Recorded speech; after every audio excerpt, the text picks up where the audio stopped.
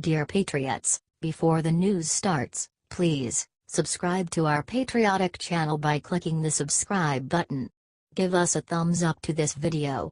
Don't forget to leave your opinion below in the comments section. Share the news on Facebook and Twitter so you friends see it. Thank you. 2 people commit suicide at Obama's new home. See why inside.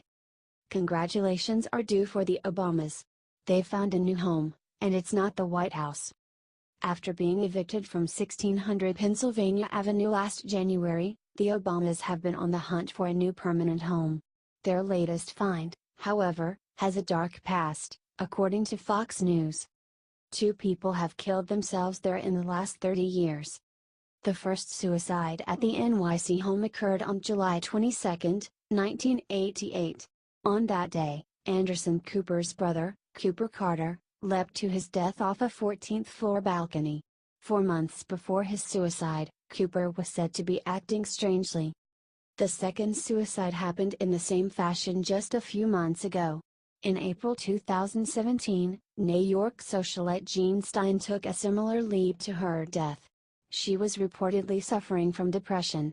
She severed her leg and landed on an 8th-floor terrace in the process. With the Obamas moving in, the death rate will likely rise. No, not because living with the insufferable former commander-in-chief will be exhausting, though it will, but because the entire building has a long history with people killing people. Other than these suicides, the building housed Frances Schroeder, who was arrested for conspiring to kill her husband, wealthy Utah businessman Franklin Bradshaw. Here's hoping the Obamas have a happy marriage and lots of security, because the building seems to be a magnet of homicide and suicide. Are you happy to see the Obamas officially leave D.C.? What do you think of their new house? Comment and share.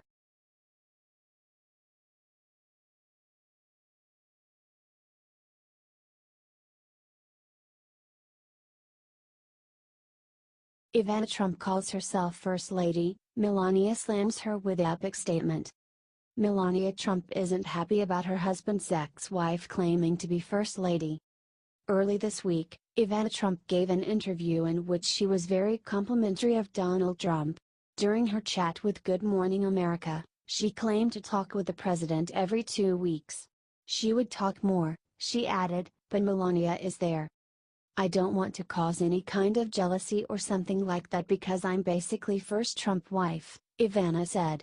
I'm First Lady, okay? That last bit isn't sitting well with the actual First Lady. This is unfortunately only attention-seeking and self-serving noise, Melania's communications director, Stephanie Grisham, told Fox News. Mrs. Trump has made the White House a home for Barron and the president. She loves living in Washington, D.C., and is honored by her role as First Lady of the United States. She plans to use her title and role to help children, not sell books, said Grisham, slamming Ivana's current book tour. Melania's team isn't holding back against Trump's first wife, but don't expect a huge war between the two ladies. Melania has class. And it's pretty clear who won in the end. Comment I love Melania. And share if you support our actual First Lady. Melania is far too regal to get involved herself.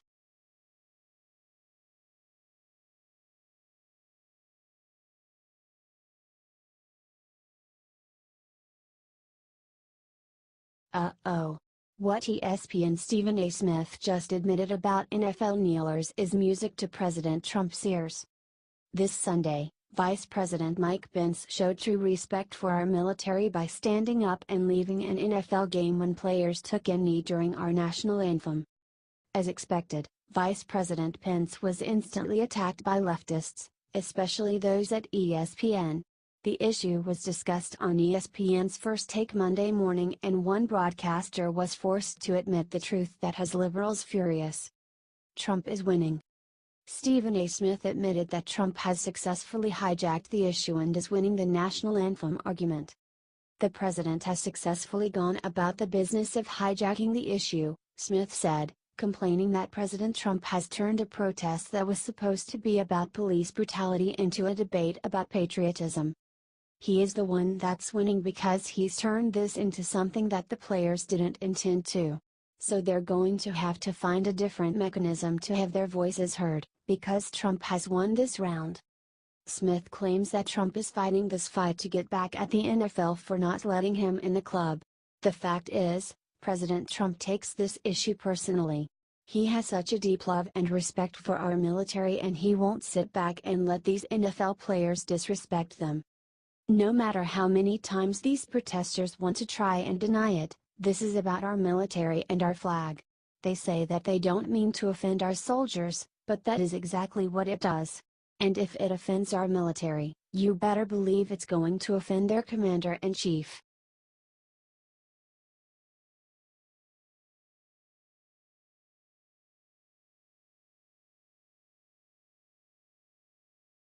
What this Florida Republican is about to do to the NFL will ruin them forever. The NFL takes millions of our tax dollars, and all they do in return is trash our military and American flag. Well, now they are actually going to have to feel consequences for their actions. Florida Republican Congressman Matt Gaetz has said enough is enough. Representative Matt Gaetz is calling on Congress to end the tax-exempt status of the NFL's business office in the wake of controversy over players and team owners kneeling during the national anthem. Gaetz, Northwest Florida's Republican congressman, took a stand on the floor of the House of Representatives on Tuesday to speak for the American taxpayer. Gaetz said that he understands that players have a constitutional right to free speech, but Americans shouldn't subsidize a sport whose players act unpatriotically. When people kneel during our national anthem, they don't simply indict the issue with which they have some particular grievance, said Gaetz, our Fort Walton Beach. They indict our country, our service members, our first responders, our founding fathers, and the principles that made this country great. Thank God we have a member of Congress who is willing to take the media and the NFL head on. Gaetz will likely face hell for this, but he is doing what is right for our military and the taxpayers of this country. Share this and show your support for this brave young congressman.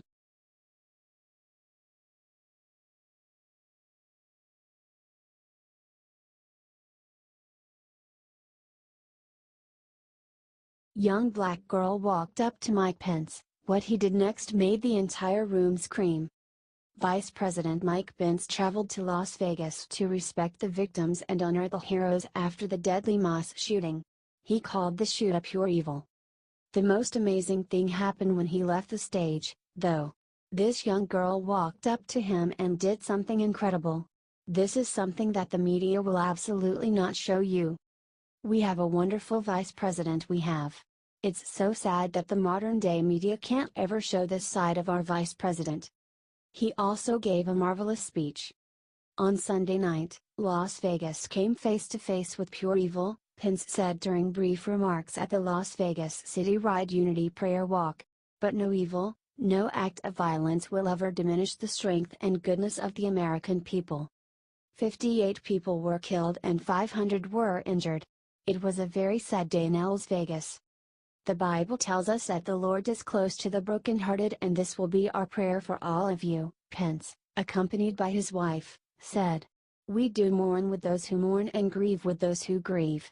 But we do not grieve like those who have no hope. Because heroes give us hope. Share this video everywhere to show the soft, sensitive side of our vice president. We need to get this out because the mainstream media certainly won't.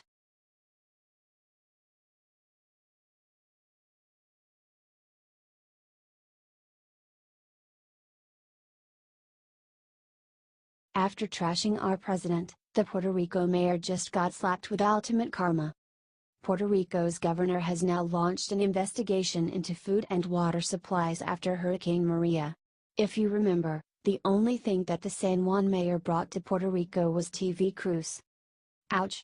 Governor Ricardo Rossello then promised that there will be hell to pay for any mishandling of supplies after the hurricane. Rossello said that 65 to 75% of drinking water has been restored. We're still, obviously, needing to do more. So, for example, we know we're delivering food to all of the municipalities, and water. There were some complaints that water in some places was not getting to the people, so I ordered an investigation, Rossello told the network. If there is a place, a locality that is not delivering food to the people of Puerto Rico that need it, there's going to be some hell to pay. It would seem that he is referring to the San Juan mayor who didn't even have the decency to meet with federal officials over hurricane relief efforts, said Daily Wire. This woman is a DNC doofus. Get this out there if you are glad that she is finally gonna get her due.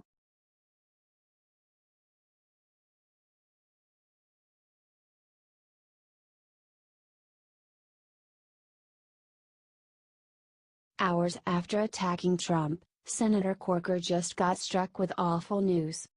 Senator Bob Corker, RTN, has said some awful things about our president. He then said that General Mattis and Tiller's are the only thing keeping us from falling into World War III. As a Tennessean, myself, it is disgraceful that Bob Corker did this. President Donald Trump took him apart. Here is what Corker said the other day about Trump. How insulting. Now, the law is taking him apart. The real drama that faces Cowork is the fact that he is at the center of an FBI criminal probe. According to Roger Stone, in May 2016 the Wall Street Journal reported that Cowork was being investigated by the FBI and the SEC. They are investigating him for insider trading with CBL and Associates. He has also made a lot of money in foreign stock trades at the same time that he has been on the Senate Foreign Relations Committee.